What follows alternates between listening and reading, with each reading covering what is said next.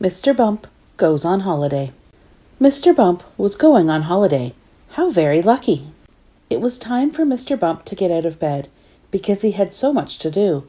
He had to have a shower, eat his breakfast, and pack his suitcase. There was no time to lose. Mr. Bump jumped out of bed and... Whoa! Mr. Bump had wanted to be quick, but this was ridiculous. He sped across his bedroom, out of the door, down the corridor, and... Splash! Bump! He landed right in the shower, knocking the cold tap as he went. Brr! This was not a very good start to the day, but perhaps a nice breakfast would make all the difference. Down in the kitchen, Mr. Bump started making toast. But what was that smell? A burning smell! Oh no! Mr. Bump had burned his toast, but before he had time to make any more toast, he heard a ring at the door. Who could be visiting Mr. Bump so early in the morning? Mr. Bump ran to open the door and, crash! A flower pot fell off the upstairs windowsill and onto his head. Mr. Bump rubbed his sore head and looked up to see little Miss Busy standing there. "I've come to bring you a little present before you go on holiday," she explained. "I knitted it myself.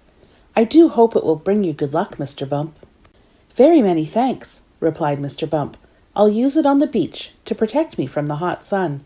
Now I must rush and pack my suitcase." "Hum-de-hum-de-hum," sang Mr. Bump to himself happily as he climbed the stairs. Do you notice a little problem? Mr. Bump tripped over a loose thread from the scarf and bump, bump, bump. Mr. Bump isn't called Bump for nothing, you know. He tumbled down the stairs and landed in a dizzy heap at the bottom. "I really must hurry," he said to himself. "I don't want to miss my train." Mr. Bump ran as fast as he could, but he missed the bus that was going to the station. "Oh, what shall I do now?" he said to himself. "I really don't have any luck at all." But then, cheering up, he said, "Well, I may not have any luck, but I do have lots of ideas." And with that, he stood by the side of the road, waving at the passing cars, in the hope that a friend would drive by and give him a lift. And, for the first time that day, Mr. Bump had some luck. Mr. Forgetful was driving by and saw Mr. Bump waving. He stopped his car. "Hello," he said. "I'm sure I know you. It's Mr. Bump, Mr. Forgetful," said Mr. Bump, smiling. "And who's this Mr. Forgetful you mentioned?" asked Mr. Forgetful. "Why, it's you," laughed Mr. Bump. "Would you be able to drive me to the station, please?" "Most certainly, Mr. said Mr. Forgetful. Mr. Forgetful set off, backwards, and drove backwards, all the way to the airport.